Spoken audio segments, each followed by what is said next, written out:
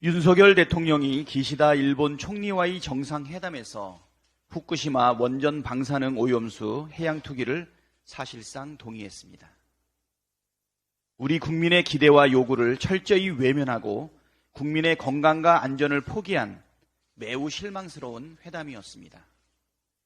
말로는 국민 안전이 중요하다고 해놓고 방사능 오염수 해양 투기에 반대한다는 말 한마디 없었습니다. 대한민국의 대통령은 대한민국의 국익을 도모하고 대한민국 국민의 건강과 안전을 지켜야 할 의무가 있습니다.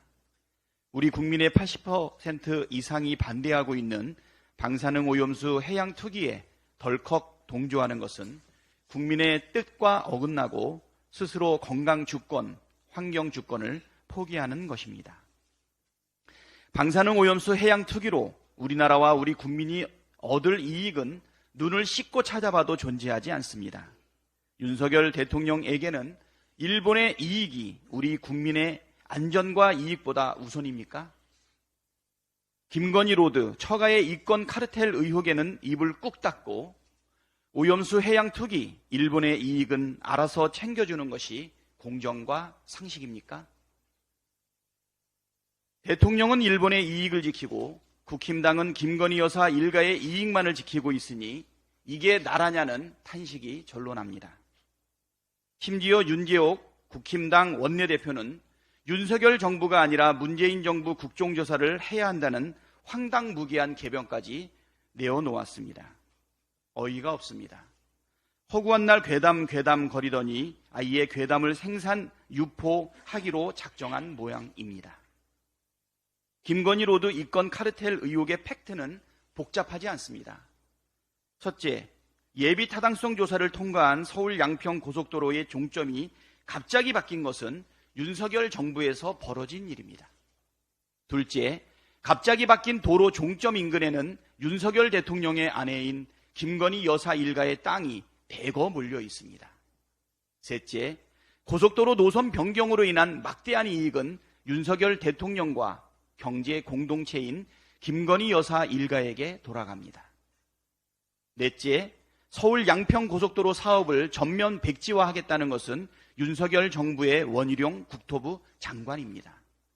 다섯째, 누가 왜 예타까지 통과한 고속도로 노선을 바꿨는지 밝히면 간단하게 해결될 문제를 가짜뉴스와 괴담을 동원해 복잡한 정쟁으로 몰고 가는 것은 원희룡 장관과 국힘당입니다.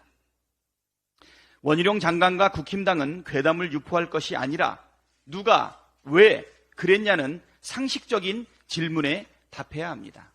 첫 번째 질문입니다. 누가 고속도로 종점을 바꿨습니까?